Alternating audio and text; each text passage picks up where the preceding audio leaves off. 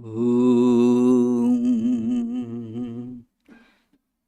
भद्रं कर्णैभिः शृणुयाम देवाः भद्रं पश्येमाक्षभिर्यजत्राः स्थिरैरङ्गैः स्तुष्टुवागं सस्तनूभिः व्यशेमदेवहितं यदायुः ॐ शान्ति शान्ति शान्तिः.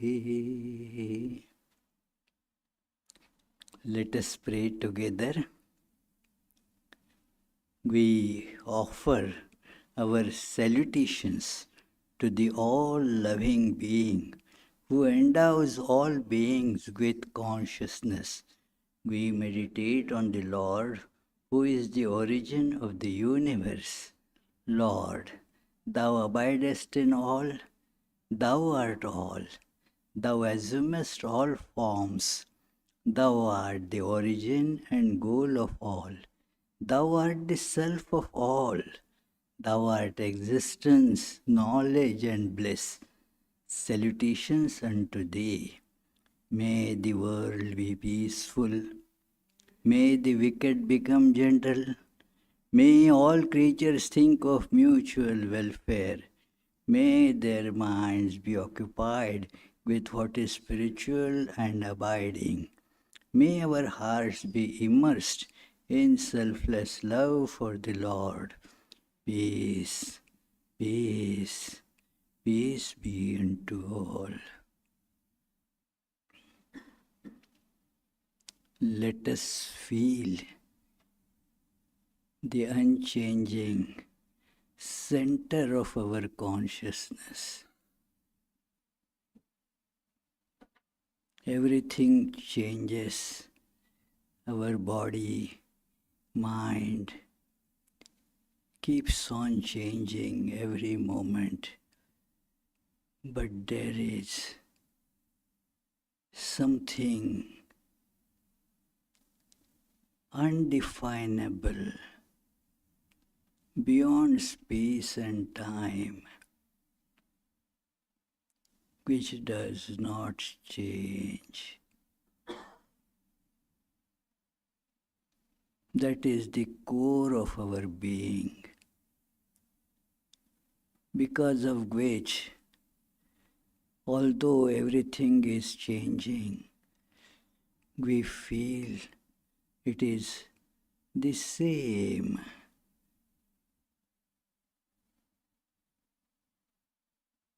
It is self-luminous, the source of bliss and absolute peace.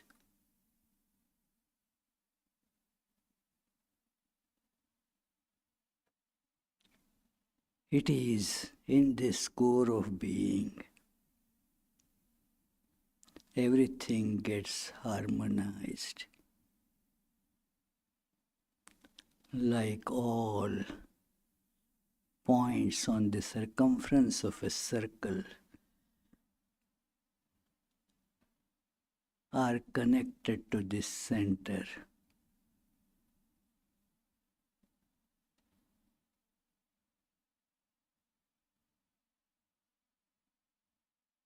Om, peace, peace, peace.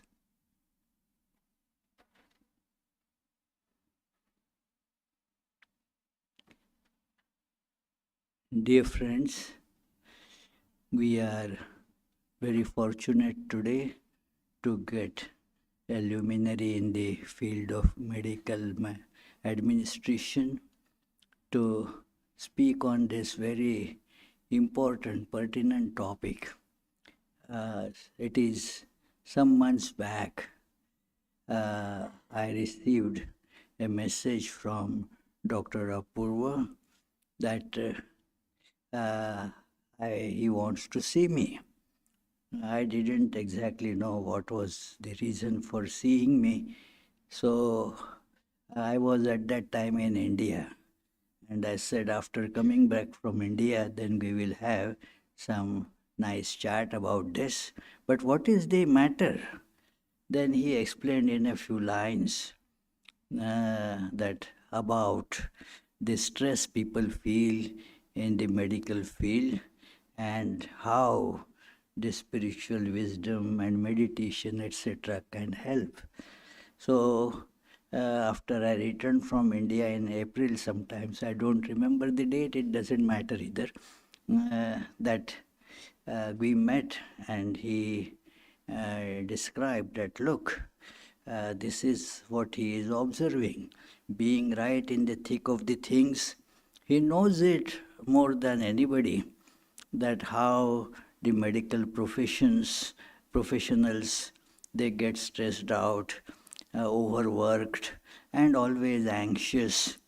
So, what is to be done about it? Because if they are themselves not in proper mental and physical shape, how can they impart the proper health advice to people? So, therefore, he wanted to do something about it. Some element of meditation, stabilization can be brought into the field, and he asked if I can be of some use in that. I said, whatever you think that I'm capable of, I will be certainly very happy to be of any service to you. And then I told that, but first you should spell out this, because it is not only the medical profession, it is a general thing. In all professions, people feel stressed. It is so, but you can tell about the field that you have vast experience in. So, thus it was decided that this Father's Day we can have this discussion. So, please, Apurva, he is, as you know, he is a medical doctor, and also he did his studies in public health and administering, that is his speciality, that giving this or managing the health institutions. So by all this, he is the preeminent person to be able to give us the illumination on this topic. So please, Apurva.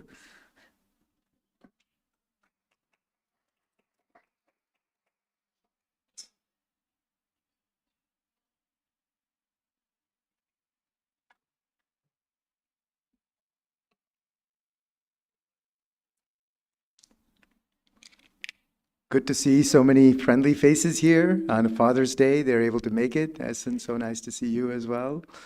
Really wonderful. Abhijit made it as well. That's wonderful. I was looking out for you guys, so it fills my heart to see the room full of friends and well-wishers and collaborators. Swamiji, this is really an incredible honor for me to be able to be here in this center with you in your presence. And I know you talk about illumination.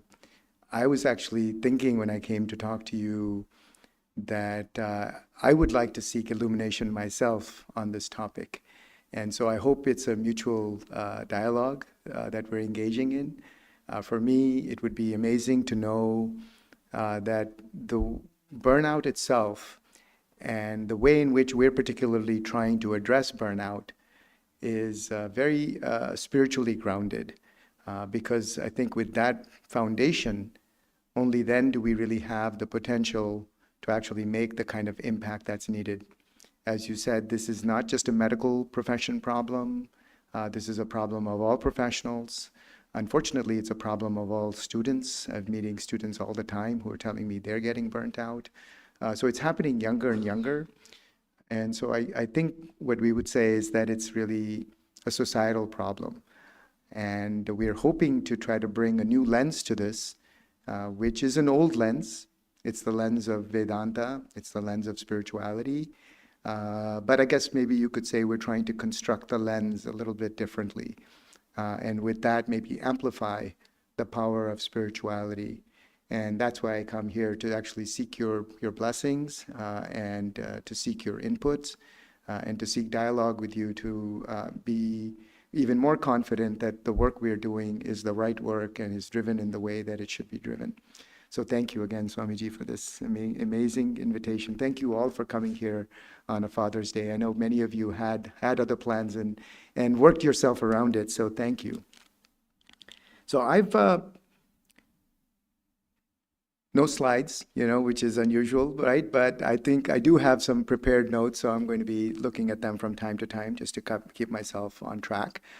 And in the spirit of dialogue, if at any point any of you do feel that there's something you must say or something you must ask, it's a little not traditional, but I did speak with Abhijit about this, and he said, okay, if you feel that that's the flow and the energy and that's where we're going, then that's okay, but then just repeat the question so that the YouTube audience can also participate. So I welcome all of you to engage, listen, reflect, and ask questions. If you do, just raise your hand and we'll try to keep this into an interactive approach. My presentation on this is in 5 parts, just to try to break it up and to add some points where we can pause and reflect, and also some stories in the true tradition of Vedanta. Nothing would be as complete as the stories. Of course, my stories are not going to be as entertaining as Swamiji's, but nevertheless, hopefully more entertaining. We'll see. It's Father's Day. I'm a father. My kids are here. They told me that they would laugh even at my poor jokes and poor stories, so you can all entertain me, at least engage in the stories. So burning out in the medical profession is truly the thesis with which many of us started this work. I've been in the profession for a long time. I trained in medicine, as Swamiji said. I trained in public health. And then public health just got deep inside me and really lit me up. And I felt like this is what I want to do for the rest of my career. So almost everything that I've done since getting training has been related to somehow or the other public health or management, performance improvement, which is basically looking at something that's not working in the hospital setting. It might be a particular disease process like congestive heart failure or diabetes, or it may be a particular system like the ICU or the hospital system or the emergency room system, and trying to fix things in a more isolated way. We call that performance improvement. Over time, that's gradually shifted to what we call culture transformation. That's recognizing that instead of just fixing things one by one, maybe if you fix the culture of the overall clinic or the overall hospital, then you can make a greater impact. And so those might be things like addressing values, addressing accountability, looking at decision-making and feedback, elements of how the operation is managed. We call that culture transformation. And then over the course of the last 5 years, really during COVID, something struck me deep inside, and it was kind of coincident with my own personal spiritual journey, which I won't get too deep into, but that's sort of my professional and personal paths kind of coincided around 5 years ago. When during COVID, I started noticing that whatever it is we thought we were doing with the performance improvement, culture transformation work, and feeling happy and proud of ourselves, patting ourselves on our backs and feeling like we're helping clients. I work as a management consultant, so felt, oh, we're doing good work. And then I noticed on this side, no matter what we're trying to fix, people are burning out, and they're burning out in large numbers. So are we really making anything better? And that started disturbing me to the point where I felt I had to dig deeper into it and try to come up with a solution to this. And the solution we came up with is what I would like to talk with you about today. We call it a loving organization. And so the subtext of this talk, burning out in the medical profession, is How can a loving organization, which is based on spiritual principles, help us renew? So it's about taking all of our spiritual learnings and trying to figure out how we can impact the care that's being delivered in a systematic way at the organizational level. And so the first part, I'd like to just introduce the crisis of burnout in medicine, which I think many of you recognize, as we just talked about. And before we get into this conversation, I thought it would be helpful if we just pause for a minute, close our eyes, and see, can you recall a moment, however brief, when you felt deeply connected to your purpose? A time when you felt joy in work or love in the room? Or a quiet moment of fun that made a long shift worthwhile? Let that memory come back. Not just in thought, but in sensation. What did you see? What did you smell? What did you hear? And what did you feel?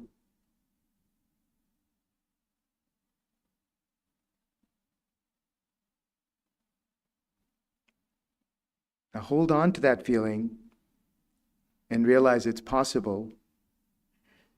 And unfortunately, we realize that burnout is the loss of that feeling. It's not just depletion of energy, but it's emotional erosion. And there are unfortunately countless stories of harm that are being caused to our people because of burnout. On a daily basis, working in the health system, and many of you I know are working in the health system, not all of you, but you can surely relate to this. You probably know people in the health system or are experiencing this yourself in your own professions. We meet doctors and nurses who are experiencing burnout. Some of them look at you with a plea in their eyes. They're looking for help. Unfortunately, for some, that light itself has burnt out. Their heads down, dejected, just biding their time. There are other names for this also. They're all related. We may call it loneliness, depression, anxiety, alcoholism. It's a really terrible issue, and it can really take over our lives and each other. It'll be surprising to you, I think it's staggering sometimes to folks I talk to who are not in the medical profession, that over 60% of physicians report burnout. 60%. That number has been steadily climbing since the time many of us were back in medical school. It's higher even in residents and nurses. Can't find enough nurses now throughout the country to staff our hospitals, staff our emergency rooms. And unfortunately, it's not just the doctors and nurses, it's also pharmacists, environmental support workers, therapists. And unfortunately, it's even the administration themselves burning out. So this has become an epidemic, and it's rapidly growing. And I believe that the spiritual wisdom that we are gaining here is really the core to it. And if we can work together, we can actually try to find a solution to this. The previous US Surgeon General, Dr. Vivek Murthy, officially recognized healthcare worker burnout as a critical public health threat. It's not just about long hours or income. It's about loss of meaning, disconnection, and emotional depletion. And here's the thing. Burnout isn't a personal failure, as we sometimes treat it, as an individual challenge. It's about a spiritual crisis, and it's a systems issue, which is why I think we who are in leadership roles, management roles, consulting roles, administrative roles, working in an organizational setting, have a particular opportunity and a responsibility to try to address this. Let's think about this. Greater than 50% of people burning out in any institution. How can that be the result of so many individuals' failings. Certainly, there are always things any individual can do to improve their resilience, and we know those things, and we learn those things here, and we know those things work. And Swamiji mentioned meditation. We can talk about yoga. We can talk about mindfulness. There's all sorts of other techniques as well, well-being techniques, wellness techniques, counseling, EAP. But the magnitude of the challenge, I think, should make it clear that burnout is also a product of our environment. And specifically, it's a product of the organizations within which we are spending so much of our time. Organizations have tried to solve this by putting the issue actually back on the backs of their providers. It's a great thing, and it's actually well-intentioned, so I don't mean to stand up here and put it down, but I'm just illustrating it for you to contrast it.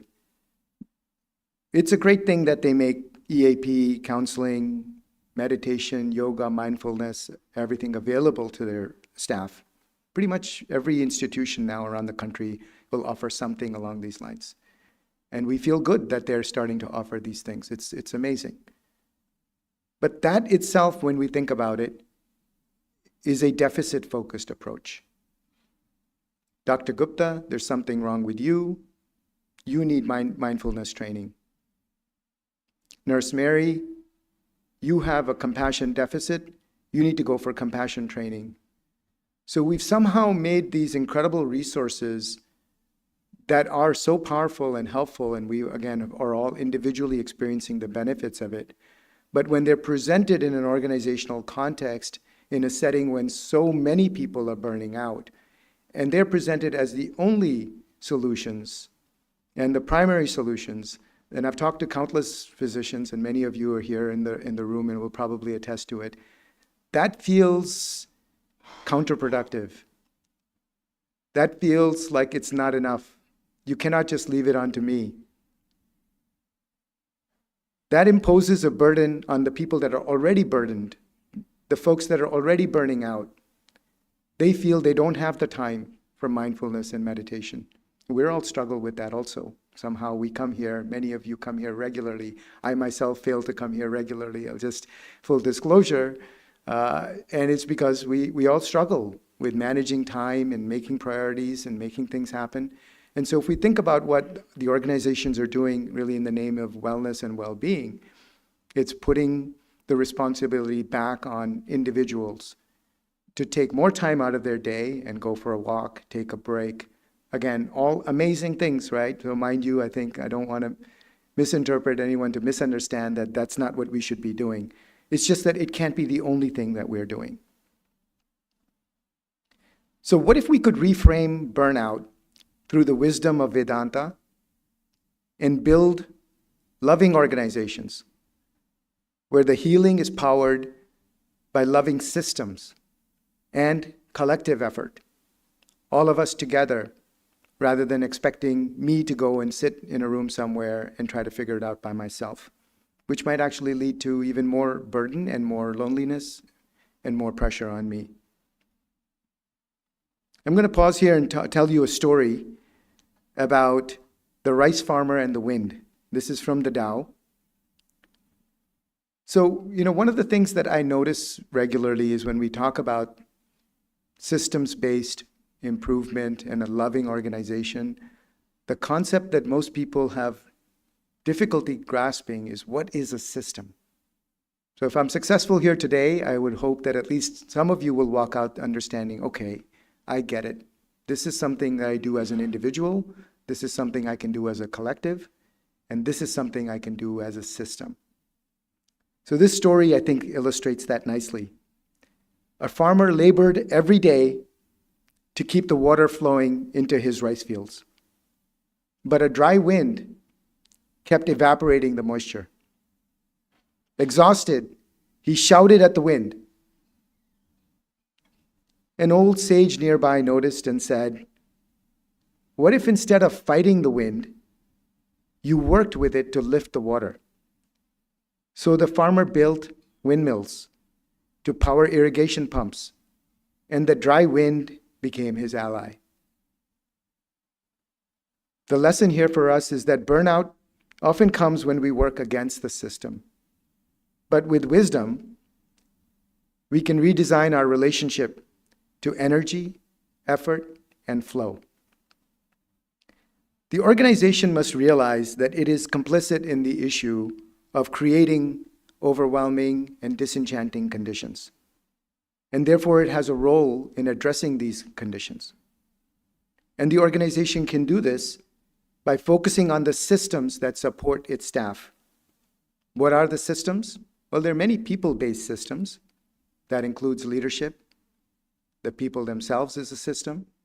Teams of people when they come together is a system. And the community within which we all work and within which our organizations reside. Those are 4 people-based systems. And then we have what we call 5 non-people-based systems. When you harness those systems, then you can start to see how we can start to subtly shift the burden of improving burnout from the people to the way in which the organization runs through its systems. So those 5 systems are management processes like feedback and accountability, communication, culture, values, mission, meaning, purpose, technology, it's a huge system, information systems, are we leveraging that properly? Workflows, how have we designed the work so that it flows properly without becoming overburdening? And then policies. What are the policies that we have set up for the overall organization that allow the organization and its people to interpret those policies with love? When these supporting systems are loving, the staff experience more meaning, purpose, joy, and thriving in their work. This leads to better all-around outcomes for the healthcare organization. Everything that the organization is actually striving for gets better. Improved patient experience, improved quality, improved safety, improved staff member experience, which is all of us who are working there, reduction in turnover, reduction in burnout, and amazingly, greater profitability. So this is not about love versus profitability, margin versus mission, purpose versus profit. The point here is that if we study the science of improvement and transformation properly, and I know many of you are scientists of this and are applying this and are making this work in your organizations. When it works, we call this entering into the virtuous cycle of quality. When you do things properly and you take care of your people, those people find more meaning, purpose, and joy in their work. They're more likely to be interested in working together and collaborating. And when that happens, you start to get all these amazing outcomes that the organization's trying to drive anyway. Quality, safety, patient experience, staff member experience, and even profitability. So what we're trying to now demonstrate, and we've learned this not just through theory, although many of our gurus in this field have been telling us this for a very long time, but we've been fortunate now at finding exemplar loving organizations that are already operating this way with these principles and getting these results. And I think identifying these loving organization exemplars has been really important to us to demonstrate now to ourselves and to skeptics and then to people that want to be convinced, maybe the next people that want to follow the exemplars, that it's possible, that if we do this properly, we'll be able to get greater results all around.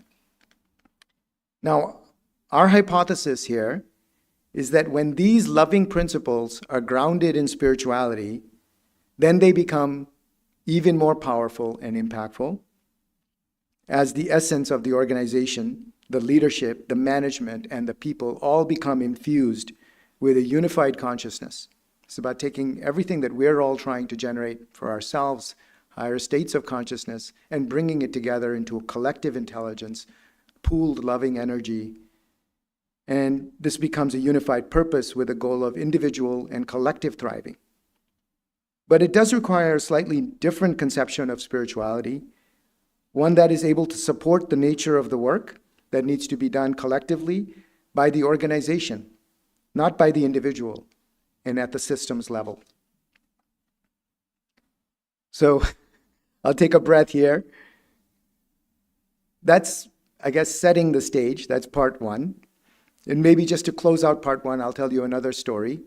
This is a Caritas story from a Catholic clinic. It's called The Night Rounds Bell.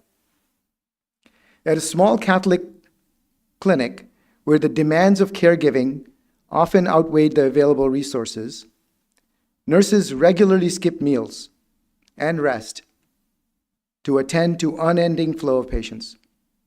The care was heartfelt. But over time, exhaustion quietly settled into the bones of the ward. The smiles faded, empathy dulled, and one night, after noticing the weight carried by her staff, the head sister made a simple change. She installed a small bronze bell at the center of the clinic. It was set to ring gently every 3 hours, not to call for help or mark a shift, but as a sacred invitation. At each ring, nurses were encouraged to pause, just for a moment, take a breath, say a prayer, and silently hold each other in compassion. At first, it felt unfamiliar, but over the weeks, that soft chime became part of the clinic's heartbeat. Staff began to look forward to the moment. Some prayed, others stood quietly, some simply took a sip of water and exhaled. Little by little, the rhythm restored something vital. Energy returned, laughter reappeared, kindness deepened, and though no protocols were written, something powerful had shifted. Caregivers were caring for themselves and each other. As one nurse put it, the bell doesn't just keep time, it keeps us whole. Our loving lesson to take away from this is that in caregiving environments, we can build intentional rhythms of renewal and reflection, not just in response to crisis, but as part of the daily structure. Compassion is sustained not by pushing through, but by pausing with purpose. This will be a reminder for me to take my sip of water. Okay, so the next part of this talk is getting a little bit deeper to what we normally talk about in Vedanta and try to understand why is this need to be a spiritual solution. This part is called the deeper diagnosis, and it's about ignorance, separation, and fear, because the outer chaos of burnout just reflects an inner disconnection.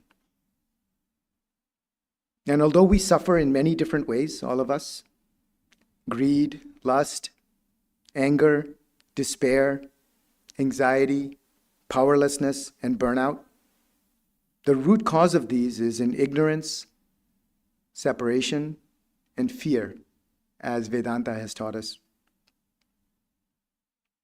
Ignorance, which we call avidya, is not the lack of subject matter expertise.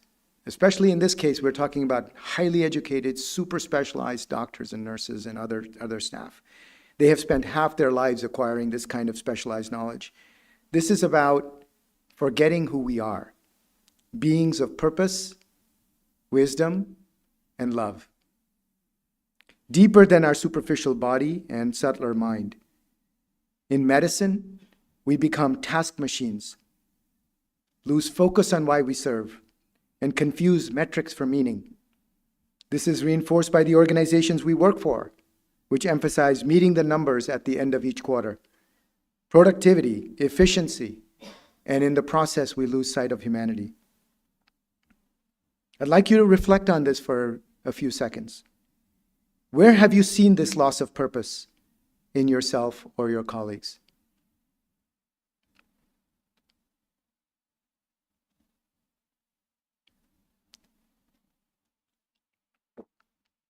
I'm hoping that through these reflections and pauses and stories, we realize that this isn't a concept, this isn't a white paper, this isn't a thesis, this is really reality. This is about all of us, and this is our opportunity to take these amazing lessons that we're learning individually and bring them all together. Vedanta teaches us that our true self, the Atma, is not the role, the title, or the exhaustion. It is the unchanging witness, whole and wise. This is what Swamiji just said in his introductory preamble. When we talk about separation, we can think of that as Maya or duality. In healthcare, we silo people. We create us versus them, generalist versus specialist, clinician versus administrator, nurse versus doctor, patient versus system. But we are not separate from each other. What affects one of us affects all of us. We cannot win by placing the interests of one versus another through power dynamics, rebellions, blaming, critiquing, attacking. This is unfortunately what many current movements in healthcare are trying to do. There's so much frustration, burnout, apathy, and concern that people are turning to power struggles. But the power struggles, we know, will only lead to a cycle. One side will win, and then the next side would win 5 years later, and then it'll be back into the same cycle. And this is the cycle of wars. This has really been the cycle of most movements. I think based on Vedantic principles, we have a different opportunity for overcoming separation. Again, I'll ask you to reflect for a few seconds. What manner of separation have you experienced at work?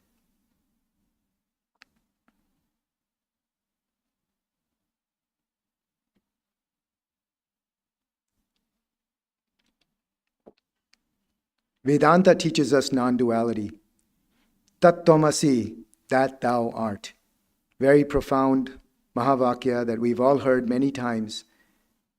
And I think it's up to us to now understand how to interpret that both for ourselves and for our colleagues, for our society, and for our organizations. The last element here is fear, which you could argue is really the true underlying element behind all of these. We can call that bhaya. It's the fear of being seen as weak, fear of speaking up, fear of falling behind, fear of not knowing, fear of not being sufficient, fear of failing, fear of being powerless. Unfortunately, our ways of managing each other, even in families and relationships, is through top-down, command and control, patriarchal, hierarchical systems which engender fear. So fear has become prevalent throughout our society. You can argue since time immemorial, certainly decades, centuries. This is not something new. No one is to blame for creating fear. Unfortunately, our default systems in healthcare, as well as in other organizations and society at large, have become encrusted with this fear. When we operate these default systems, such as the management systems of feedback, decision-making, accountability, the leadership systems of vision, culture, strategy, and the operating systems of workflows, policies, and technology, when those systems have been designed and built and run with fear, then they just generate more fear. Fear leads to withdrawal, apathy, moral numbness, and burnout. Let's reflect together for a few seconds. Do you remember a time when you did something at work out of fear?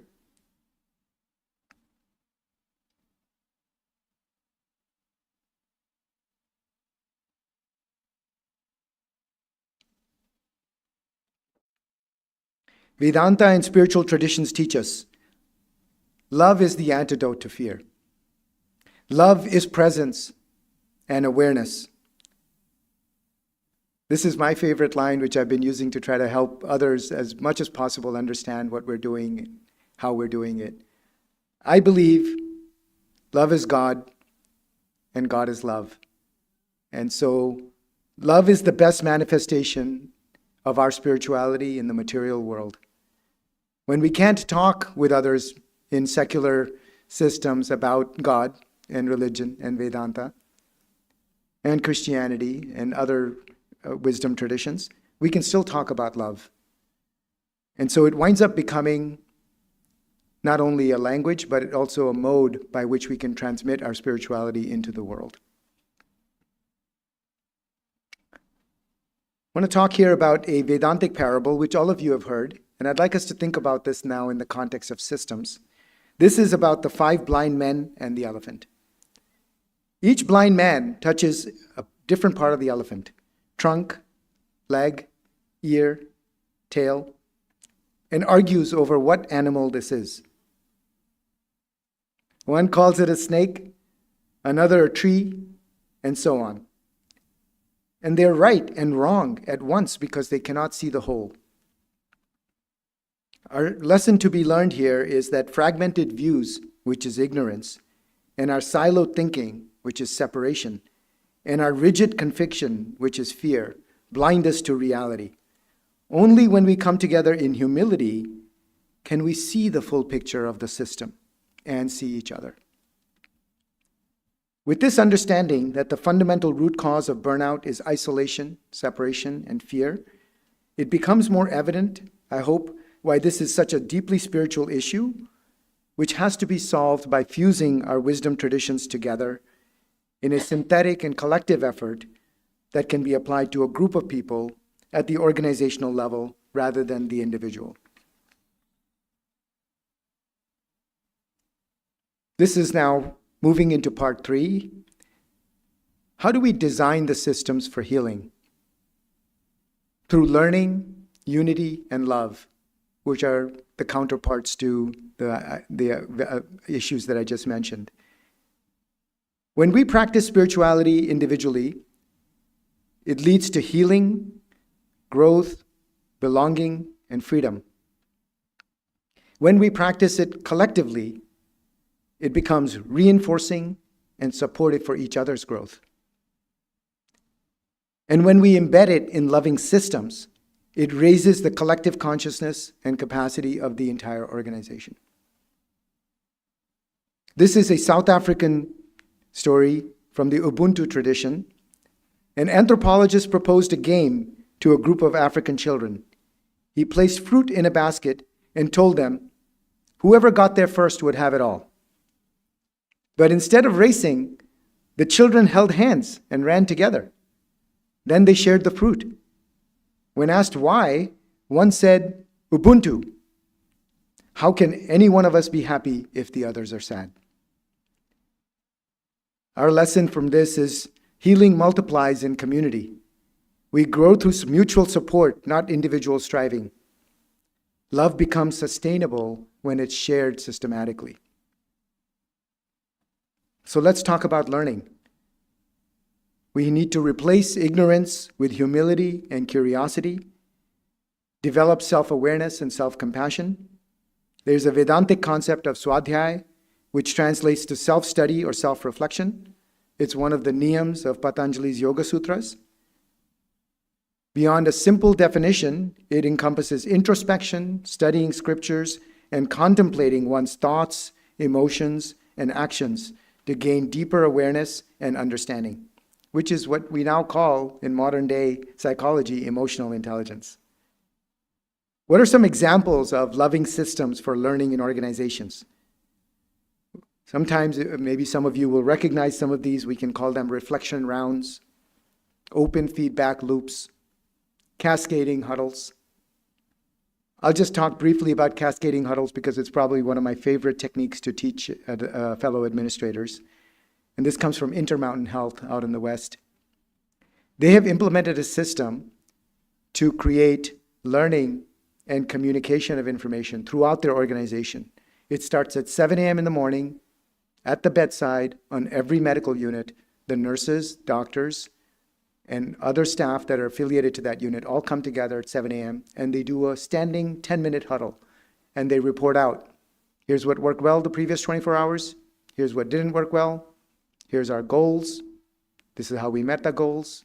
These are the patients that we didn't help. These are the staff that suffered. And that gets reported through a series of cascading huddles, 7 of them, that go all the way to the system CEO by 1 o'clock every single day. All the way to the CEO every single day. Imagine the power of that system. How can an individual potentially replicate that? We cannot. But this is what we need in order to support our individuals, because that creates transparency, prioritization, flow of information. And guess what? The next day, that information flows back from the CEO through the huddles. What got fixed? What got addressed? What are we working on? It's no surprise, actually, for those of you who know Intermountain, you'll recognize it. For those who don't, it's one of the best, if not the best, if you ask me and twisted my hands, what is the best healthcare system we have? Apologies to my friend Esun, who I know who has Riverside Health, where they are developing quite an incredible system. But Intermountain Health wins the awards every single year, year after year, throughout a massive system. All of their hospitals are always on the list. It's because they take this systems-based approach. So let's reflect briefly. Can any of you think of any examples of any learning systems in your organization?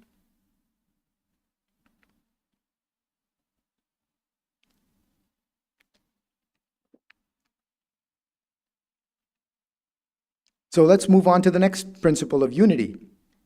We can replace separation with community, create environments of mutual respect and psychological safety, provide clarity and alignment to mission, vision, purpose, so that everyone is working together to achieve a shared purpose, the reason why the organization exists, rather than for their own individual purposes, or was yet.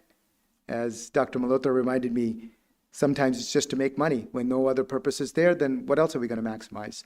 So we can't blame ourselves and our organizations and our individuals when that's what they chase, because who's bringing us together for a collective purpose? Some examples of loving systems for unity in organizations are shared governance, team debriefs and check-ins, family-style leadership. I'll talk about shared governance because it's another one of my favorites. This comes from Baylor Scott and White, which is a very large health system in Texas. Again, they're super award-winning. They call themselves a loving organization, which is incredible. Really large organization to purposefully step forward and call out this vision. And they've done it on the basis of shared governance. Shared governance is a system that has mostly started on the nursing side for something called Magnet accreditation, which is a level of quality designation for nursing staff, which involves including all the staff on the front lines to be represented in the decision-making process. Of course, everyone can't attend, but the staff themselves pick their representatives, and so you have the floor nurses that come together into interdisciplinary practice management groupings that then wind up making decisions together.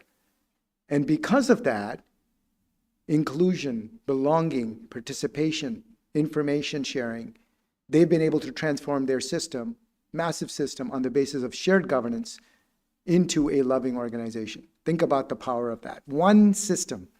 I don't want to overly simplify it. I'm sure they do other things too. But when I talked to them and really quizzed them and interviewed them on this, this is the main system they just kept coming back to, shared governance.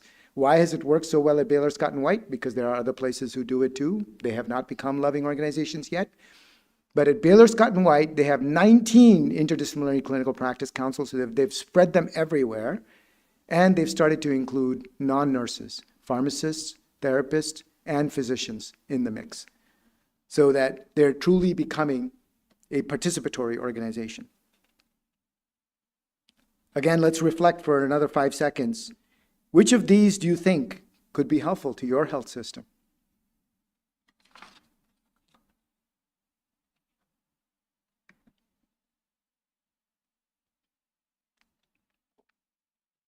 So now we'll come to love, which is about replacing fear with love in action, compassion, listening, advocacy, truth-telling, trust.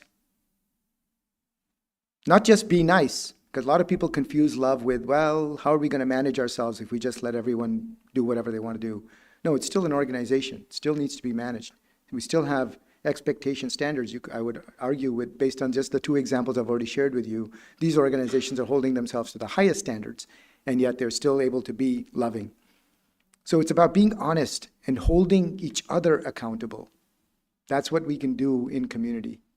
Not I'm telling you to do something, but I'm creating a common expectation and standard with you, with your blessings and participation. And so now when we don't follow that standard, we can say, well, hey, you remember we agreed to doing this, we're not doing this. Mutually shared accountability. Examples of loving systems in organizations: real-time conflict management, peer support teams, and there's something called open book team decision-making rather than individual decision-making. I'll tell you a little bit about the real-time conflict management because that's something I implemented at one of the hospitals in Massachusetts. We called it a conflict response team. For those of you who are in the medical profession, you'll know we have crisis response teams, we have rapid response teams. Patient is sick, you need to get care to the bedside quickly, call a code or call a rapid response team. No questions asked, everybody shows up. Otherwise, you're calling the doctor, doctor's like, well, I don't know, give him some fluids and I'll come by in 15 minutes. So this is when it just gives the power to the staff. Call rapid response when you need it. That's itself, you could argue, a loving system. In the case of conflict management, what we did is we put the administration accountable. Chief medical officer, that was my role. Chief nursing officer, chief quality officer. That were the three of us. We had carried a pager. When that conflict response pager went off, the three of us showed up, whatever time of day, whatever meeting we were in, to help the staff at the bedside. Try to understand what's going on, what's wrong. Sometimes it's a struggle between doctor and nurse, sometimes it's patient and nurse, but at least we're there. We're not suits sitting in an office, creating policies, expecting our people to follow them, and when they don't follow them, pulling them into our office later and saying, why didn't you follow them? This is about bringing our resources, administrative resources, systematically to the bedside. I can't tell you countless stories of how reassured our staff was just because we showed up. We took them seriously. We paid attention. We gave them time. So it's not hard to think about how to be loving. It takes some awareness and attention, but it can be done. Just reflect with me for 10 seconds. Imagine how your day-to-day work would be different if any one of these systems was in place.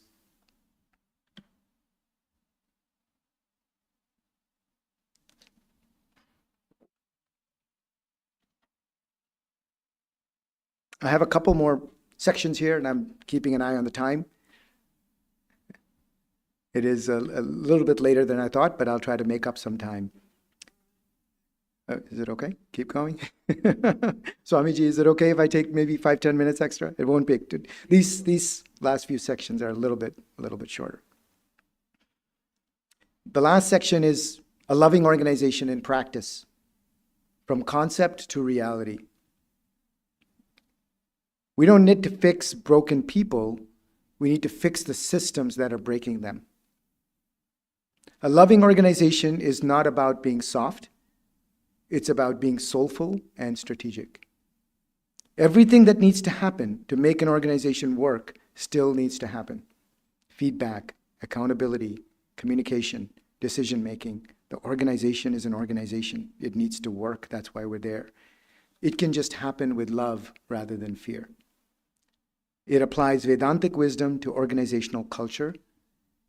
It allows us to move from me to we to systems. The future of spiritual practice and the evolution of loving organizations will depend on 3 interwoven recommendations. Number 1, healing is collective. We are not well until the whole is well. Number 2, liberation is systemic. Structures must be infused with spirit. Number 3, love is a design principle. It belongs in budgets, workflows, and policies, not just chapels and counseling sessions. Here's a story that I'll relate to you from the Islamic Hadith about the prophet and the soup. The prophet said, when you make soup, add more water so you can share it with your neighbor. This was not just a literal act of generosity, but a systems level instruction. Design your daily life to include the care of others. Love doesn't just reside in our hearts. It must flow through the structures, how we plan, how we portion, how we lead. A loving organization pours extra into the pot for those who hunger. There's some real-world exemplars that I've already mentioned. I just want to mention one or two more just so you get the drift. I talked about Intermountain Health, Baylor Scott and White. One of my favorites is St. Luke's University Health Network in Pennsylvania, another multi-hospital, large system in Allentown. And they've been at it for 40 years. They have the longest running CEO in healthcare, 39 years straight. Where does that ever happen? And their chief quality officer has been there for 42 years. So they've been building this system systematically over time. They did not call it loving organization when we got there. But when we introduced the term to them, they said, this is amazing. This is exactly what we've been building. We want to participate in this. We want to help you. What do? One of the best things they do is recruit from within.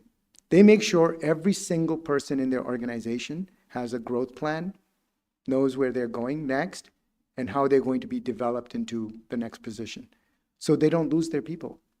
Their people don't want to leave just for a few extra dollars. Of course, money still matters. They still have some attrition. And they have attrition for other reasons also. But people want that meaning and purpose and sense of belonging and caring. And when you care for your people, this organization is demonstrating that you can keep your people with you and they want to be with you. One more, Trinity Health. That's a Catholic a system. One of our collaborators, Darlene Cunha, who kindly helped me with reviewing and going through these materials, has built that loving organization on the principles of caritas, which is essentially another word for the love of Christ. So they have 10 caritas principles that they've embedded into their rituals, into their practices, and into their systems, including a reflection that starts every meeting, an opportunity to meet with the staff whenever they're going through distress. Just simple ways in which you can take the foundations that all Catholic hospitals are actually founded on and just make sure that they're being embodied and embedded. And one more I'll just mention because I think it's such a great example. Adventist Castle is another faith-based organization in Hawaii. They won the Baldrige Award, which is the nation's highest award for quality of any organization in 2017. And it's because they actively made their whole mission into love matters. That was their mission. And what they did is they then translated love matters into behaviors that they could teach their senior executives. And they asked their senior executives to model those behaviors. And by that modeling, everybody else learned. So this was not, let's pull the doctors and the nurses and the staff out and let's give them the training and make them do this work. Right? You could do that also, and I'm sure there's a value to doing that also. But it changes dramatically when you make it the core of who you are, build upon your faith, bring it forward, channel it and embody it, and then make sure your 5 or 6 senior leaders embody it. And imagine the ripple effect and the cascade effect of how that travels. Okay, so I'm actually going to close, not too far off. This is the final section. It's a reflection and a commitment for all of us. Call it a blueprint for sacred systems.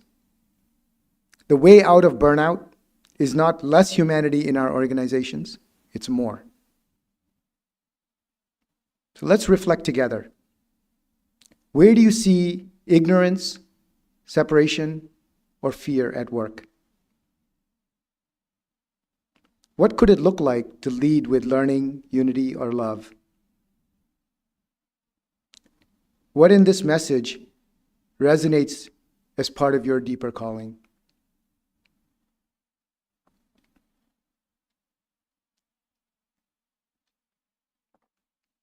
And I do have a call to action for all of us as well. If any of you feel empowered, inspired, awakened, want to know what we can do, we can each move from ignorance to awareness that there is an alternative. We don't just have to deal with our fear-based management systems. We can work through separation to unity in the power of the collective and the organization. And we can transform fear to love through the creation of loving systems. I'd ask you to take this message back to your organizations, colleagues, and leaders. Make them aware that there's a loving organization alternative. The easiest system that any of you may be able to influence is to create a loving team just in your own unit. Don't have to ask for permission or have this be a CEO-led initiative.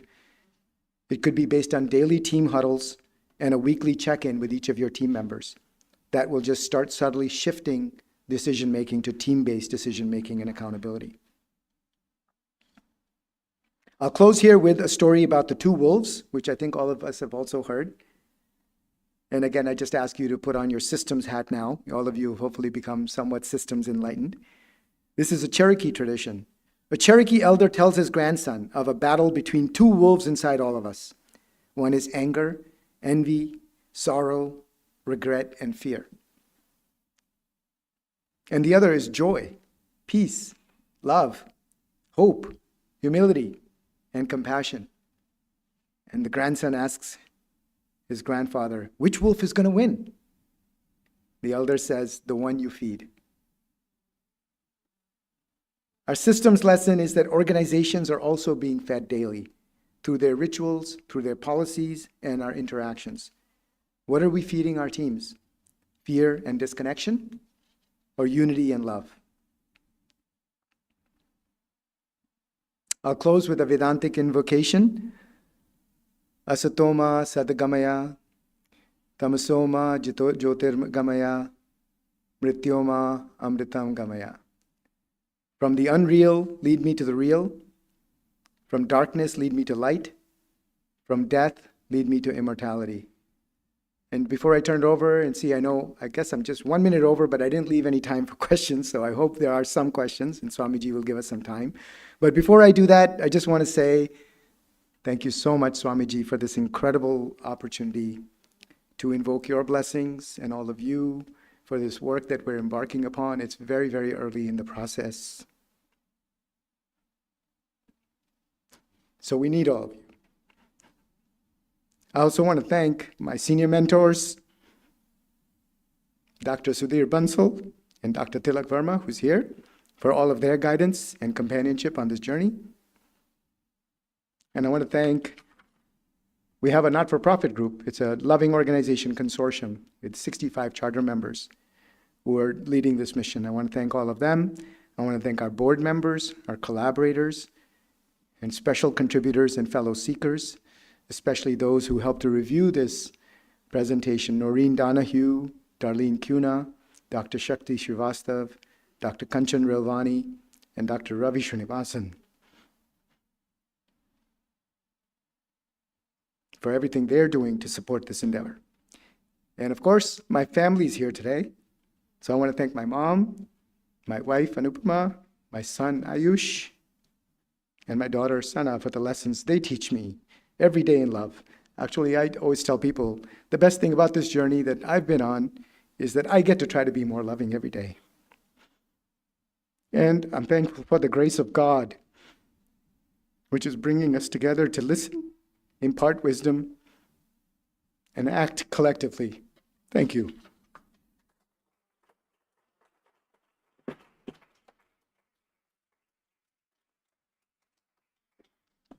Any questions, please feel free.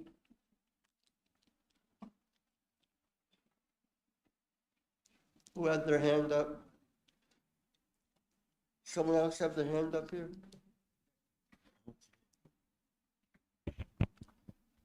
Thank you, Dr. Apurv. It's very nice. I just recently read from one of our swamis that in the late 1800s and transitioning into the 1900s, the British system of management was very predominant. And then the American system was tried, the American techniques, and then the Japanese system, and now people are turning around to the Indic ideas, the Indian systems.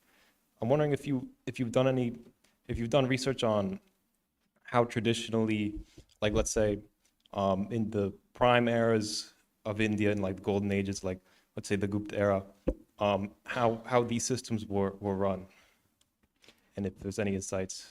Well, I have looked into it a little bit, but I would confess I'm not an expert in that. I suspect Swamiji and others here may actually know more about this. But what I will say is, from what I've learned, is that in that era, the systems were much more humane, and they were about teaching and imparting of wisdom, this kind of wisdom. That's what we call our Gurukul system, which is essentially learning through a guru in school. Now we have schools which are teaching us all the subject matter, calculus and math and history and everything we're learning, which is great. Recently, I know at my daughter's school, the last 10 years, they've been trying to do more emotional intelligence, which is also great. And I think all of those things are helping. But what we used to do back in that ancient time that you're talking about is actually trying to focus on imparting wisdom so that we are actually overcoming fear and separation, from the core. And then we go forth and become warriors or kings or merchants. I mean, this is the system. I don't know that we're going to go back to that, but I thank you for asking that question and reminding us that this is also in our history. And I also thank you for reminding us that to some extent we are in a cycle. We have had Western system, Japanese system, which actually worked quite well for a lot of years. It's called Lean, Toyota. Many of you have heard of it. If you think about it, the godfather of Lean, Deming, W. Edwards Deming, he didn't just talk about the assembly line and the checklists and the things that needed to be done to manage the organization. He talked about love. What happens is that in the translation, we just forgot that loving part completely. When you go back and read the quality gurus I was mentioning earlier, Deming and Donabedian and Duran, they all talked about the human side of the equation. You have to operate both. Sorry. I was telling somebody, I think I might have been telling my son recently, that it's sort of like the engine is not the only thing that has to be optimized. It's the lubrication of the engine also, because otherwise the engine is going to break down if you just keep operating it, optimizing it. That's sort of what now Lean has become, the Japanese system, is just keep optimizing the parts in the machine. The love is the lubricant that makes sure that machine can keep performing. If we forget the love, the system is going to break down, and that's when we have burnout. So I think it's very important to remember there's no real flaw in Lean, in Japanese system. We could talk differently about the American and British system, which had a different ideology, and that there is a patriarchal, hierarchical component to that, which does generate fear. The issue with Lean and the Japanese system is simply we just forgot to implement the loving part of it. Yes. I'm sorry. Yeah, hi. Thank you for your talk. I learned a lot. So I'm a student, and I've seen burnout in my colleagues, like fellow students and professors too. And the thing that I really liked the whole idea of systemic love or systematic love, not just, there's resources that are given to students, but usually comes after a crisis that someone's trying to make use of those resources. But the problem that I've noticed with trying to get systematic change is that there has to be a buy-in at all levels, not just the say professors, the deans, but also the students. Yes. Because the deans can do whatever they want, to actually try to help. For example, I think I forgot the name of the technique that you mentioned. It was the huddles. The huddles at 7 a.m. in the morning in the hospitals. Something like that I have seen personally. Let's say it was not nurses, but students. And it gets interpreted as I'm being micromanaged. Mm-hmm. And yes. I'm being asked to report, yes. participating in these things at 7 a.m. in the morning. So how do you overcome that? How do you get a common perspective? I love that. I love that question, and somebody will keep me honest and on time because I know we're already over, but I do love that question. I think the first part of it is to go back to the idea that we can only act on the level of the system that we're participating in, right? So if we're not the CEO, then we're not the CEO. Not all of us can be the CEO. So many of us work in the system, some at the frontline level, some at the manager level, some at the director level, some at the VP level. For something like what you described, it would really need to be at the manager level of a unit You know, now if we're talking about a school, we could change the analogy, but in a hospital setting, it's quite possible for a individual unit, and I'm sure my friend Essen could probably bring up examples, and Tilak and Naresh and others could, of individual units where the manager, say any of you are the manager, says, I'm not waiting for my VP to tell me what to do. I'm a loving manager. I'm not here to micromanage my people. I'm not here to drive them through fear. I get this. I've received my own training. I've gone through my own spiritual journey or not. And I believe that the right way to get my team to perform is through love. So that manager can create a huddle. They just have to do it with that intention of love. And if they do, we've all done it. Some of us, many of us, I'm sure, have examples of loving teams which have been created in isolation. The whole organization was not loving, but we had a loving team because the leader of that team got it. And then if maybe one or two other people in the team understood it and replicated it. So it's very possible to actually do it in smaller pieces, and that's probably where we start. All of us have started that way. I think I came here over the course of a 30-year journey, trying to do loving interventions in small ways and seeing the power of them for myself, and then continue to learn about them. So I think that's probably one answer that I have for you is, let's operate at the level of the system that we can operate. Bring the loving intention into it.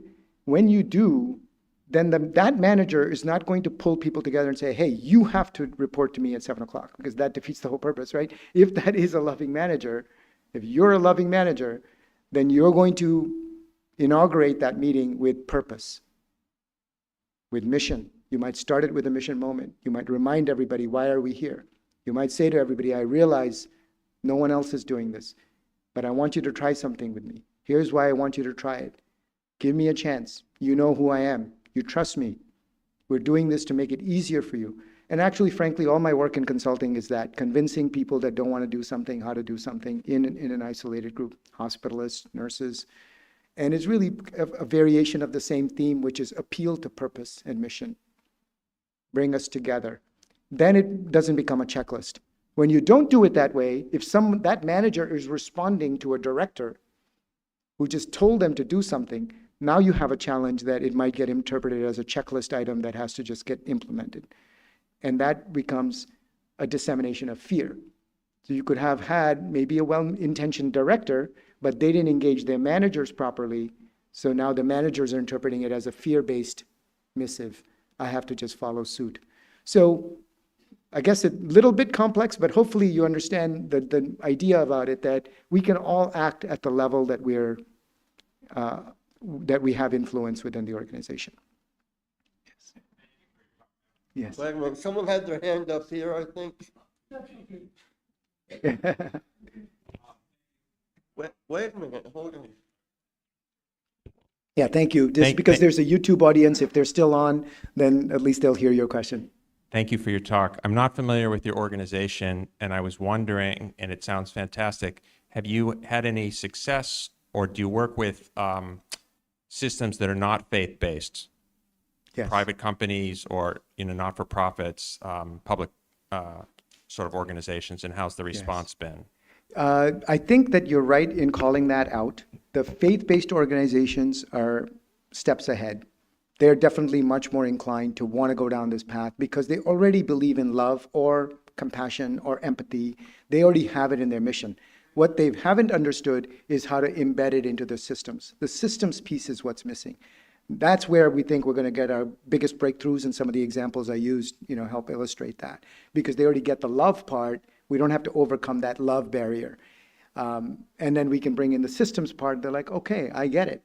We can design curricula for students instead of expecting the students to pick things up themselves. We can make morning huddles something that everyone should do rather than just expecting a group of students to figure it out. So I do think the faith-based organizations are a step ahead. However, I didn't mention Baylor Scott and White. They're not a faith-based organization. And there are others, Hackensack, Meridian Health in New Jersey. We have probably about 4 or 5 of those that we've identified too. They do it also on the basis of their purpose. It's going back to your own purpose. We've not rewritten the purpose for any organization. All we simply do is say, listen, instead of the purpose hanging up here on the wall, let's take it off the wall and let's understand where is the love in this purpose. It's usually called humanity, human-centered, patient-centered, community-centered. Something in there is calling out love. And we just underscore it for them and say, what does this mean to you? And how are you embodying this? And if you don't embody this, you don't bring your people together around a common purpose, then they'll figure out their own individual purpose, which is going to be, fear-based, separatist, money-based, materialist of some sort. So it's going to be a harder journey.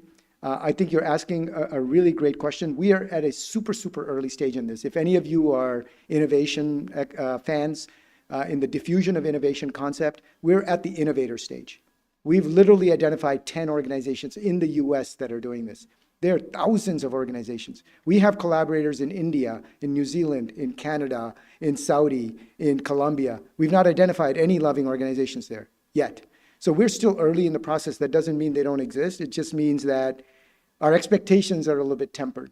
We're excited because the concept is real and people are doing it, but it's still early stages, and we think that it's going to be a really special organization that still steps forth and says, yes, we're going to do this. So that was a phenomenal talk. Thank you, Apurv.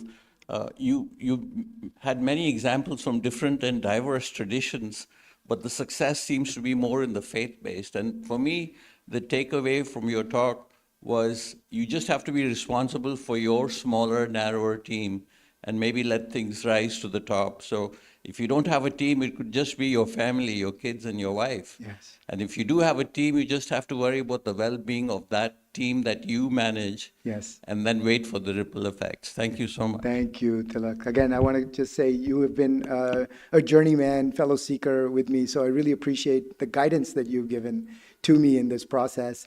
I totally agree. I also, we did leave outside. I didn't bring too many because I didn't want to, print a lot of stuff, but we have developed loving language, sort of a toolkit. And I left one page of that outside. There's about 10 sheets if you want to grab them. It's actually a little bit of a longer document. If any of you are interested, just contact me and I'm happy to share some of these tools with you. So in addition to the team-based approach that Tilak is talking about, there's also the individual-based approach. We as doctors and nurses, when we're using certain language, we don't even realize how that creates fear. I've seen it for myself. 2 of my friends recently diagnosed with cancer in the last 2 years. The doctor in both cases walked into the room, one hospital in New Jersey, one super well-known cancer hospital I won't name, and the doctor said, there's nothing more we can do for you. And my friend was completely, one passed away, unfortunately. The other one survived, but he was devastated for 3 months and his whole family. The doctor didn't even spend more than 10 minutes with them. And this is a leading cancer center in the world. And the doctor said, there's nothing more we can do for you. That's not hope. That's not compassion. Even if there's nothing scientific we think we can do, there's a way to translate that into loving language. So that's what that handout is supposed to be about. How can we talk and change our language if we're not a team member? If we're just a solo practitioner, if we're an N of one, what can we do? What can I do to become more loving? So I think that's also a place to start. I just wanted to thank you for a lovely, thought-provoking talk and very informative, educational as well. I just wanted to share a comment from kind of my life, my experience. Being a physician is being open to listening to somebody who is in pain. That's a very, very big privilege. Now, when we hear about somebody's pain, if we can think of that as privilege, hold that with dignity and respect, rather than make it a judgment, because it's when we make it a judgment, that's when everything becomes negative. I love that. I love that. That's amazing. And so, Shalini, thank you for saying that. And you're, for those who don't know, she's a physician, also a psychiatrist by background. And I would love to again, think through with you. This is always where my mind goes. You could say that's my problem or that's my skill, is how can we do that in a way so that we don't have to teach thousands of physicians how to do that? Is there a way to make that part of the system? Is there a way to role model that and emulate that? Is there a way to teach maybe a smaller group of people and then have it spread? So when I hear ideas like that, I mean, it brings joy to me because I think, wow, that's a great practice. And then I automatically think translation into something systematic so it can become sustainable and scalable. So I'd love to talk to you, perhaps about any thoughts you have about how you've seen that work, maybe in a group setting. Perhaps you've seen it work in a group of psychiatrists or in a family practice setting. So maybe we can talk about that as well. Please, Dr. Moses. Very quickly, 2 points come to mind. One is, how about having a spiritual consultant? Just like we have all kinds of consultants for all kinds of things in the institutions. So a spiritual consultant who people can go to. And the second point is to have, well, I won't say mandatory, but sort of spiritual training for the CEOs, because that's where, people tend to emulate those they revere. And if the CEOs have this training, then it'll go down, trickle down the institution. So I think these 2 points for the practical Yes. application of this. I love that. Honestly, what that reminds me of is, again, I just feel so blessed that I'm able to be here and talk to Swamiji, and Swamiji says, let's talk, and let's open up the dialogue, and let's see what we can do. I'm not the first person, of course, talking about love. Love is the oldest thing in the world, right next to fear. They came into the world together. Krishna and Buddha and Jesus Christ and Muhammad, everyone talks about love. So love is exactly what is needed. It's just that it's taken our world, and I'll go back to your point about how we've gone through management cycles. It's just taken us a long, long, long time to get to a point where I truly believe, maybe I'm drinking my own Kool-Aid, but I truly believe that something is now shifting in the world that's making healthcare and our organizations start to open up to this idea of spirituality. It used to be completely anathema at some point. It was just in the faith-based places. Now, leaders are actually willing to talk about their personal faith. The leader you mentioned earlier about non-faith-based University of Louisville Physicians Group, the CEO, incredibly loving leader, non-faith-based organization. He's building a loving organization, University of Louisville Physician Group. He talks openly now about his faith, even though he's not at a faith-based organization. That could not have happened even 5 years ago. When I've been on this journey, I've been noticing the shifts. So something is opening up that I think allows us to do exactly what you're talking about, which is be able to approach a CEO or the C-suite and try to encourage them to go through some kind of a spiritual journey together. We've actually designed something through the Loving Organization. We call it a 90-day C-suite leadership lab. Just for the C-suite only, CEO, CMO, CFO, COO, CNO, 5 or 10 people, so that they can experience together what does it look like and feel like to manage each other with love. It has to start there, right? And so that 90-day leadership lab, again, we're trying to, reduce the activation energy of all the leaders to be able to embark upon this work. And I think it's along the lines of your question, which is we can bring this message forward. I still think, as much as I'm optimistic that the world is opening up, I still believe that we're at the super early stage of this, but there is something shifting. And so if I'm able to talk about this now, it's because we have Vedanta centers everywhere. Everyone's doing meditation. Everyone's doing yoga. At least the ideas are now percolating and getting out into the community. This is working. I think Swami Vivekananda, when he came here, established these Vedanta centers and other centers. I think it's having an impact on society. As much as we don't feel it at the individual level, I think the consciousness is shifting ever so slightly, enough so that it gives me the hope. We're not going to go from 10 to 1,000 loving organizations like this. We're just trying to go from 10 to 20. And can we find those 10 organizations that are willing to get activated, as you're stating, and bring those leaders along? So thank you. Thank you for that question. Yeah, there's a question in the back. One question. This is really thought.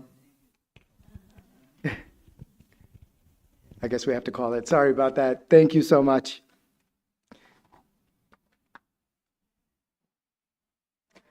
Thank you. Appreciate it.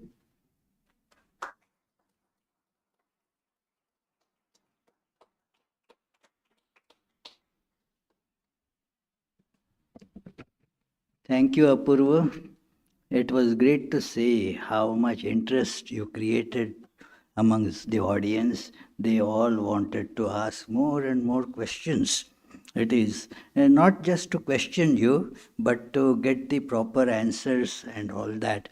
It is, of course, I will not even attempt to summarize your talk that I sometimes do when giving my thank, but there is no time, and then your talk contains so much that to summarize the talk means I will have to give two talks.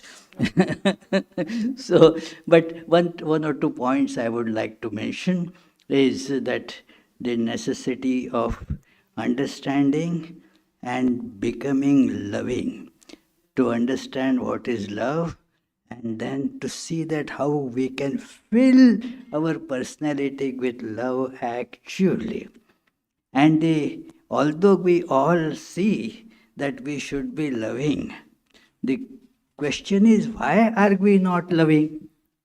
It is, and the answer that has been given by the ancient scriptures is that we are selfish.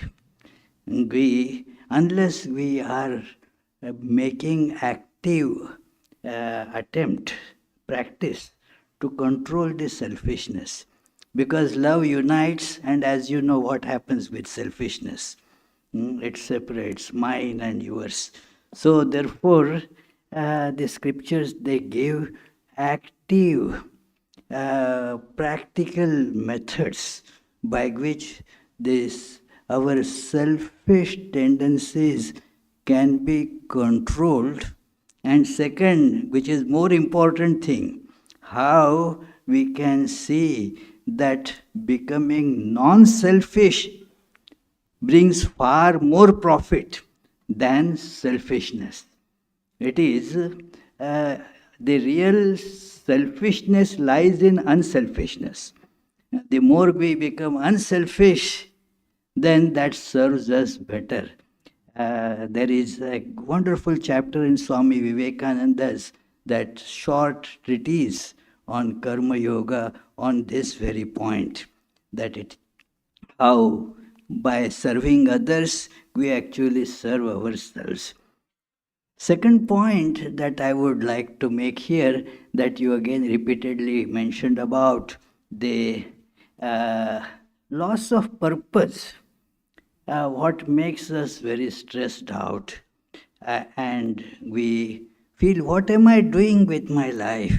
The mind gets, so full of conflicts. It is because the conflicting demands that come on our minds, because we do not have a real purpose of life.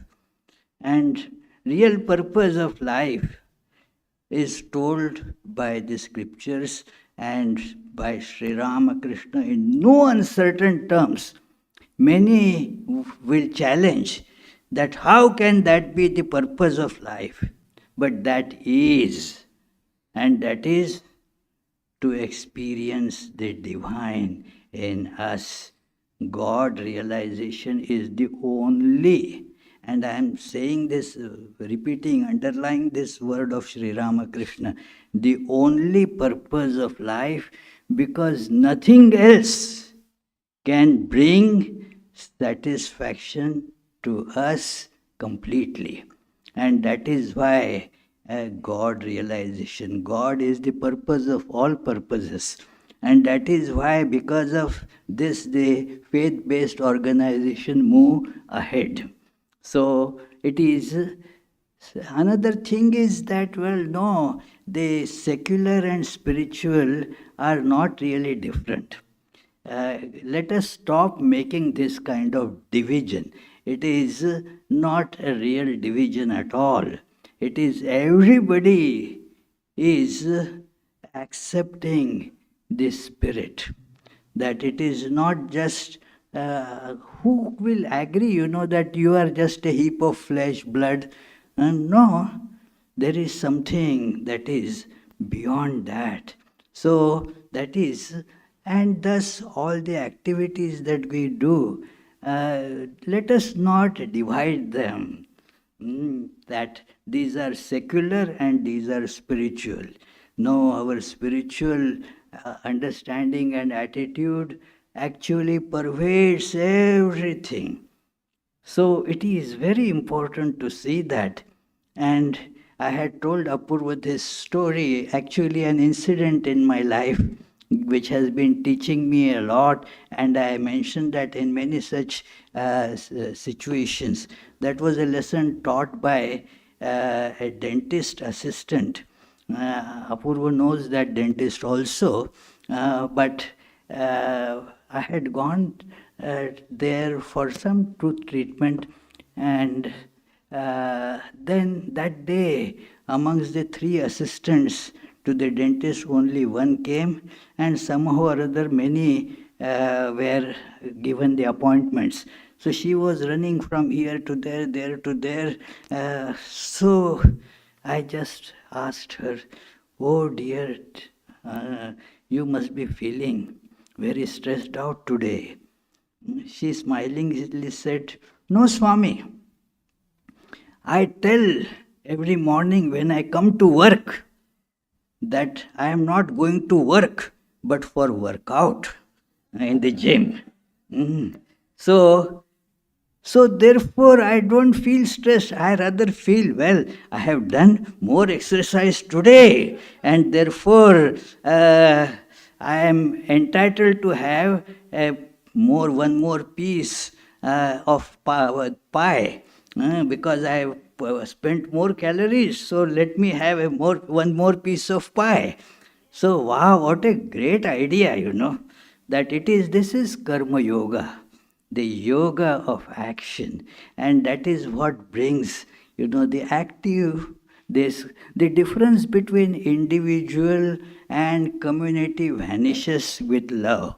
Love unites, shows the oneness, and therefore when we have this love invoked, real love, it is most misused word, friends. It is when the love is invoked, then we can see I and you are not different. So this is how we can build more and more loving organizations that Apurva was speaking. Again, my thanks to Apurva for this wonderful presentation, and certainly it will bring forth more thought-provoking discussions like that. So before closing, next, where is the flyer for next month? It is May here. What happened to June? We are in June. Here it is somewhere. Yeah, I got it. So next Sunday will be the last one before we close for the summer break. And the topic for discussion is fighting against poverty. And other programs during the week will go on as usual. He mentioned about meditation. We have every morning and evening meditation sessions here. You are all welcome to join. It is, and then there will be summer break, but lots of very interesting summer programs. So the regular programs will get discontinued, but lot of summer programs like the children's camp, the young adult retreat, meditation retreats, and some classes, they will still go on. Soon the poster for that will be put out. So already you can see a pink flyer there for the summer programs. So let me conclude with the closing prayers, and then there will be Arati in this prayer hall. If you want to come there, please, you have to remove your shoes, keep them under your chairs, or you can attend the Arati right from here as well. And after that, there will be soup supper in the basement. The Arati will be about 15 minutes. May the divine, who is Father in heaven of the Christians, Holy One of the Jewish faith, Allah of the Muslims, Buddha of the Buddhists, Tao of the Taoists, Great Spirit of the Native Americans, Ahur Mazda of the Zoroastrians, and Brahman of the Hindus, lead us from the unreal to the real, from darkness to light, from death to immortality. May the all-loving being manifest himself unto us and grant us abiding understanding and all-consuming divine love. Peace, peace, peace be unto all. One more last announcement that next Sunday, after the Sunday talk, there will be the annual general meeting of the Vedanta Society, where we will be giving lot of information. So please try to come for that as well. Thank you, Wendy.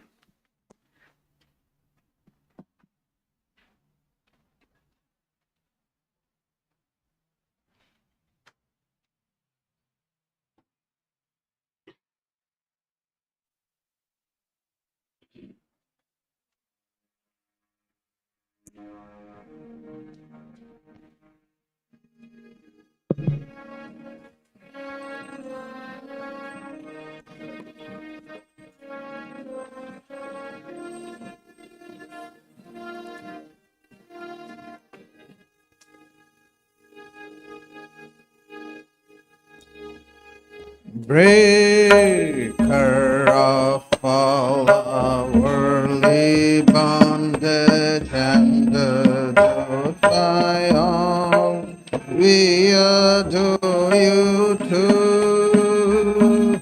Stainless Lord of human form, stainless Lord of human love, transcendent yet filled with love.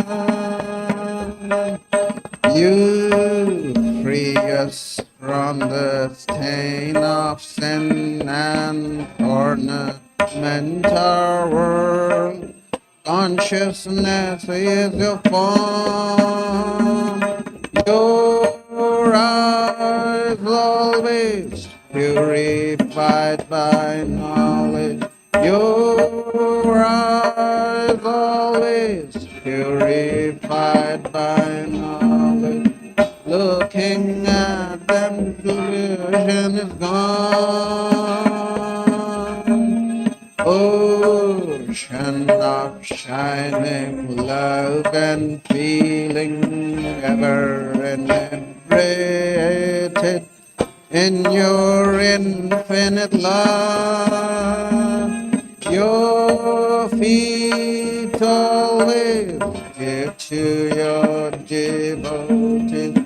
Your feet always give to your devoted. Form a boat to cross this world.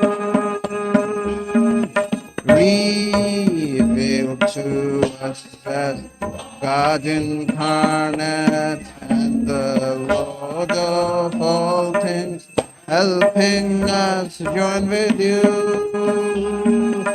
Your mind's always set in the divine light. Your mind's always set in the divine light. This we can see through your grace. Destroyer of our worldly sorrow and compassion so infinite is your word. Your life offered for the world's deliverance. Your life offered for the world's deliverance, saving us from darkness and fear. renouncer of all lust and lucre. Therefore, you were always spurning sensual life. Lord of monks, you are the best of men. Lord of monks, you are the best of men. Grant to us pure love for you. You're fearless and you're free from doubting, with your mind very firmly resolved. Causeless refuge of your devotees, causeless refuge of your devotees, renouncing past and birth. Our treasure is your holy faith, which take us very soon across this puddle of life. You give love and even-sightedness. You give love and even-sightedness to remove our anguish here. Our treasure is your holy feet, which take us very soon across this puddle of life. You give love and even-sightedness. You give love and even-sightedness to remove our anguish here. Greetings to you, O Lord, beyond both speech and mind. Greetings to you, O Lord, beyond both speech and mind. Yet you are the basis of both. O Lord, yet you are the basis of both. Great light of all lights, blazing in the heart's cave. Great light of all lights, blazing in the heart's cave. Darkness is destroyed by your light. Oh Lord, darkness is destroyed by your light. Greetings to you, O Lord, beyond both speech and mind. Greetings to you, O Lord, beyond both speech and mind. Yet you are the basis of both.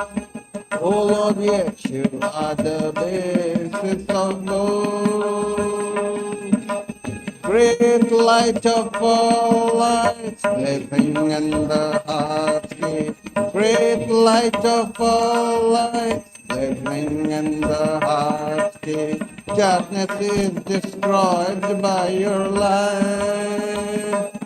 Oh Lord, darkness is destroyed by your light. Langa Ranga Bhanga, these are all the sounds of Mridanga. Langa Ranga Bhanga, these are all the sounds of Mridanga. Spiritual songs devotees are singing for your worship divine. Spiritual songs devotees are singing for your worship divine. Jaya Jaya for your worship divine.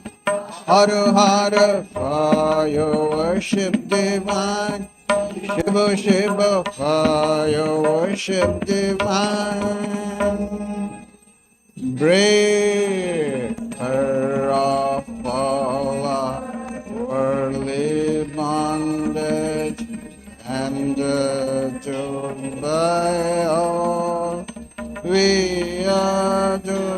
you too.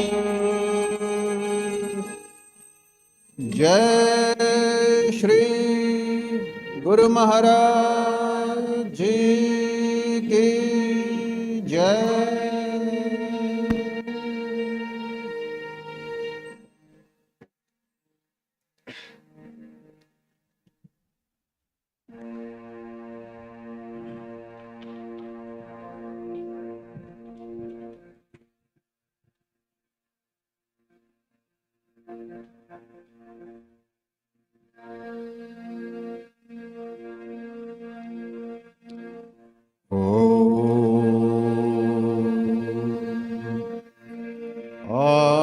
Auspicious and blessed, graciousness sublime, all noble ends you give to us, granting us refuge, all things gaudy. O Mother Divine, our love to you. Creation, preservation, dissolution are your powers, eternal one. Nature's real basis, nature's essence. O Mother Divine, our love to you. We come seeking refuge from anguish. Be our Savior through your deep concern.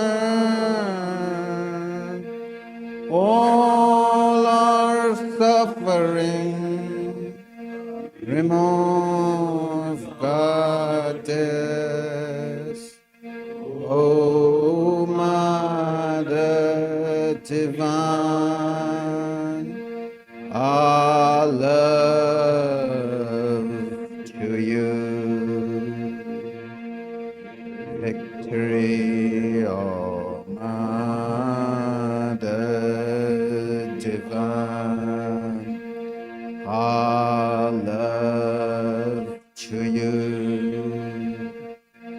Blessed Mother Divine, our love to you. Blessed Mother Divine, our love to you.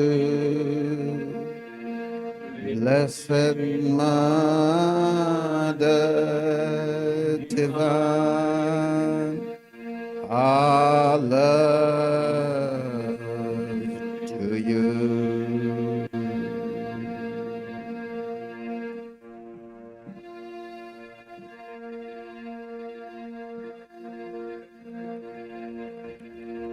Jai Shri Ram Krishna Dev Ki Jai. Jai Shri Sarda Devi Ki Jai. Jai Shri Swami Vivekananda Ki Jai. Jai Shri Buddhadev ki Jai. Jai Shri Jesus Christ ki Jai.